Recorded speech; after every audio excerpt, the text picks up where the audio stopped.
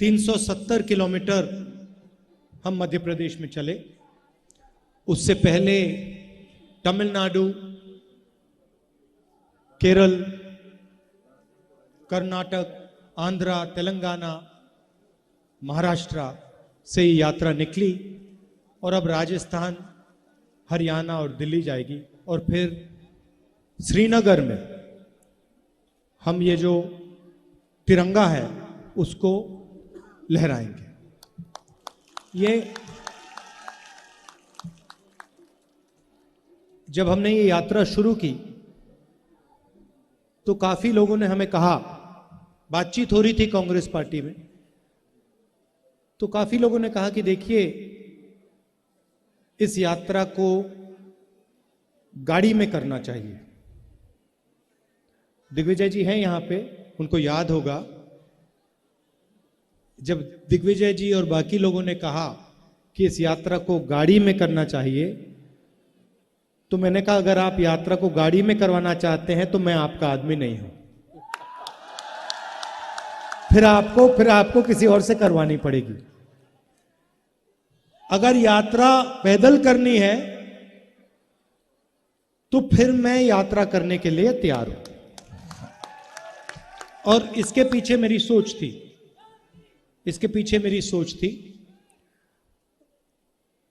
सोच ये थी कि 21वीं सदी के हिंदुस्तान में जो हमारे राजनेता हैं, और मैं सिर्फ किसी एक पार्टी की बात नहीं कर रहा हूं, मैं सब पार्टियों की बात कर रहा हूं, कांग्रेस, बीजेपी, बीएसपी, सब पार्टियों की बात कर रहा हूं, जो हमारे राजनेता हैं उनके बीच में और जनता के बीच में बहुत दूरी हो गई है। राजनेता कभी हवाई जहाज में उड़ते हैं, हमारे तरीके से उड़न खटोला बोल दो उसको उड़न खटोले में आते हैं, कभी गाड़ी में आते हैं। और मैंने सोचा कि 21वीं सदी में अगर हिंदुस्तान को समझना है, हिंदुस्तान के किसानों से बात करनी है, उनकी इज्जत करनी है, युवाओं की इज्जत करनी है, मजदूरों की इज्जत करनी है, तो पैदल चलने की जरूरत है। जैसे जैसे हिंदुस्तान की आम जनता सड़कों पे चलती है, वैसे ही हमें करना चाहिए। काफी लोगों ने उस समय कहा कि नहीं, बहुत लंबा है, 3700 किलोमीटर है, मुश्किल हो जाएगी, कैसे चला जाएगा। हमने कहा नहीं, हम रिस्क ले लेते हैं, देखते हैं, चला जाए तो चला जाए, नहीं चला जाए तो रुक जाएंगे। और हम सब यात्रियों के साथ कन्याकुमारी से निकले। और आमतौर से क्या होता है, अगर लंबा सफर होता है तो शुरुआत में थकान नहीं होती, और जैसे आगे बढ़ते जाते हैं थकान बढ़ती जाती है। आप लोगों ने सफर किए होंगे, आपको ये मालूम है। मगर इस सफर में बड़ी अजीब बात हुई, जो शुरुआत में थकान थी वो कम होती गई, कम होती गई, कम होती गई, कम होती गई। और ऐसा समय आया,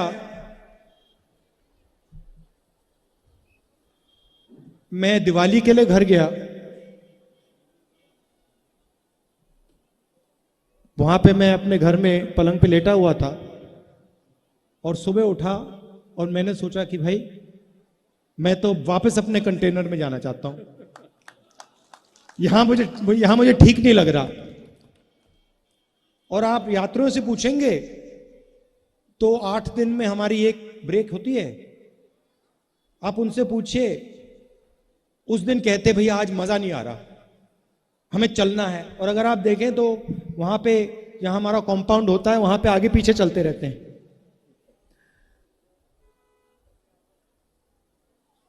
ये क्यों हो रहा है? क्योंकि हम अपनी शक्ति का प्रयोग नहीं कर रहे हैं। हम जो आपका प्यार है, आपकी मोहब्बत है, उसका प्रयोग कर रहे हैं। और आपने अपने मोहब्बत देकर, अपना सपोर्ट देकर हमारे काम को बहुत आसान कर दिया है। पता ही नहीं लग रहा, मैं आपको बता रहा हूं। आज कमलनाथ जी, मैं बता देता हूं, आज इनको बुखार है, दवाई खाएं। आज इन्होंने मुझे सुबह बोला कि मुझे 101 बुखार है। मैंने कहा रेस्ट ले लो। कहते नहीं, आखिरी दिन मैं भी चलना चाहता हूं, मैं रेस्ट नहीं लूंगा, मैंने दवाई खा ली। और देखिए अब मुस्कुरा रहे हैं। और ये सिर्फ कमलनाथ जी की बात नहीं, ये सारे के सारे हमारे नेता हैं। 370 किलोमीटर हमारे सब नेताओं ने चला है और आपसे बहुत सीखने को मिला है। किसानों से बात हुई, किसानों ने हमें पूरा समझाया।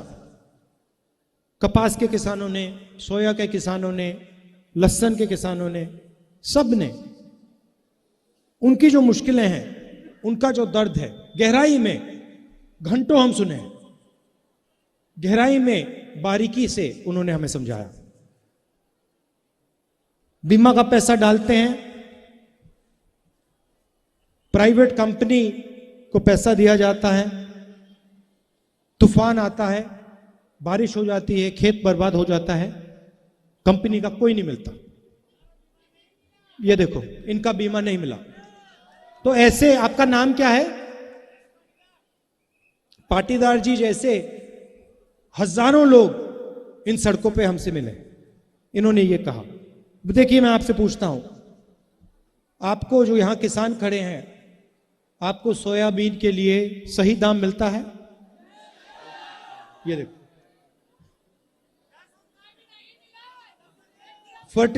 फर्टिलाइजर के दाम, खाद आपको आसानी, यूरिया आपको आसानी से मिलता नहीं, यूरिया के दाम बढ़ गए। हां, तो ये सब आपने बारीकी से हमें समझाया।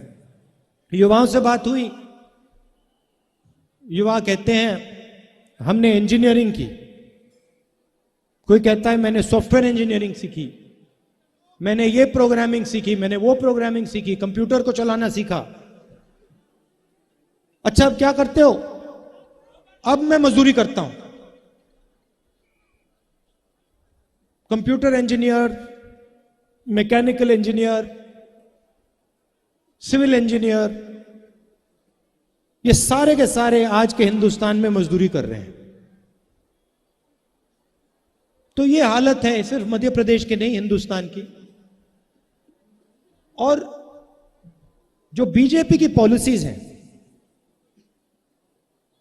वो डर पैदा करती हैं, समाज में डर पैदा करती है। चाहे वो नोटबंदी हो, चाहे वो गलत जीएसटी हो, चाहे वो कोविड के समय की पॉलिसीज हो, इनका लक्ष्य समाज में, किसानों के दिल में, छोटे व्यापारियों के दिल में, स्मॉल और मीडियम बिजनेस चलाने वाले लोगों के दिल में, युवाओं के दिल में डर भरने का है। क्योंकि वो उस डर को नफरत में बदलते हैं। जिसके दिल में डर नहीं है, उसके दिल में नफरत पैदा हो ही नहीं सकती। आप देख लो, जिसके दिल में डर नहीं होता, और हमारी यहां माताएं बहनें हैं, ये इसको बहुत अच्छी तरह समझेंगी। देखिए, आप मुस्कुरा रही हैं। जिसके दिल में डर नहीं होता, उसके दिल में नफरत पैदा नहीं हो सकती। तो नफरत के लिए इनको डर की जरूरत होती है, और इनकी सारी की सारी पॉलिसीज इस डर को पैदा करने के लिए की जाती है। क्यों करते हैं, मैं बता देता हूं। क्योंकि ये जो आपका धन है, किसानों का धन है, जो आपकी शिक्षा में जाना चाहिए, स्कूलों में जाना चाहिए, अस्पतालों में जाना चाहिए, वो आपसे छीनकर इनके सबसे बड़े उद्योगपति मित्रों को देना चाहते हैं। मार्केटिंग वो लोग करते हैं। ये जो हमारे प्रेस के मित्र हैं, आज दिख नहीं रहे मुझे, कहां गए वो? ये देखिए, यहां बैठे हैं। आज इनसे मिला, मजाक हो रही थी। मैंने इनसे कहा देखिए आप ये मत समझिए कि मैं आपकी बुराई कर रहा हूं। मैं कहता हूं, मीटिंग में कभी कभी कहता हूं, जैसे शुरुआत में मैंने कहा प्रेस के हमारे मित्रों, फिर मैं कहता हूं प्रेस के मित्र हैं मगर हमारी बात तो कभी दिखाते नहीं। तो कैसे मित्र हैं? टीवी पे हमारी बात नहीं आती, हम मनरेगा की बात करते हैं वो नहीं दिखाते, हम नोटबंदी के बारे में बोलते हैं वो नहीं दिखाते, गलत जीएसटी के बारे में बोलते हैं वो नहीं दिखाते। तो मैंने इनसे कहा देखिए आपकी गलती नहीं है, मैं जानता हूं कि आपके पीछे लगाम लगी हुई है। जैसे ये आपको पकड़ रखा है, आपको छूट नहीं देते हैं, जो आपके दिल में है, जो आप बोलना चाहते हो आपको अलाउ नहीं करते। तो मैं आपकी बुराई नहीं कर रहा हूं, मैं जिन लोगों ने आपके पीछे लगाम लगा रखी है उन पर सवाल उठा रहा हूं। तो हम पार्लियामेंट में बात उठाने की कोशिश करते हैं, माइक ऑफ कर देते हैं। माइक ऐसे ऑफ कर देते हैं, बोलते जाओ जितना बोलना है, कुछ नहीं। देखो मैं दिखाता हूं आपको पार्लियामेंट में क्या होता है, मैं आपको दिखाता हूं।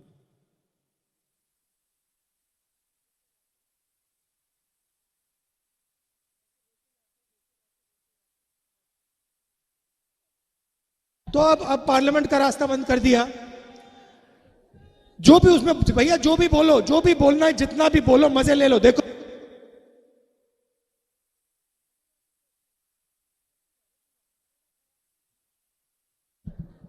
आवाज ही नहीं आती, तो मीडिया का रास्ता बंद, पार्लियामेंट में विधानसभा में माइक बंद। तो हमने कहा चलो सड़क को तो बंद नहीं कर सकते, तो इसलिए हम 3700 किलोमीटर सड़क पे चले आपको बताने कि ये जो नफरत फैलाई जा रही है इससे देश को नुकसान हो रहा है। ये जो लोगों को डराया जा रहा है, किसानों को, मजदूरों को, छोटे व्यापारियों को डराया जा रहा है, इससे देश का नुकसान हो रहा है। जो महंगाई बढ़ रही है इससे देश का नुकसान हो रहा है, जो बेरोजगारी बढ़ रही है इससे देश का नुकसान हो रहा है। और जब हमने ये बात उठाई, आपने ये बात बहुत अच्छी तरह समझी और आप इस यात्रा में सब के सब शामिल हो गए, तो मैं आपका दिल से धन्यवाद करना चाहता हूं। अब हम यहां से मध्य प्रदेश से निकल रहे हैं, राजस्थान जा रहे हैं। आपने पूरा प्यार दिया, मदद की हमारी, ये मैं जिंदगी भर नहीं भूलूंगा, कांग्रेस वाले कोई नहीं भूलेंगे। और आखिरी में मैं हमारे जो पुलिस वाले हैं जिन्होंने इस यात्रा की मदद की, आप हमारे साथ चले, आपको भी कष्ट हुआ, आपको भी धक्के लगे, आपका भी मैं दिल से धन्यवाद करना चाहता हूं। सबका बहुत बहुत धन्यवाद। नमस्कार, जय हिंद।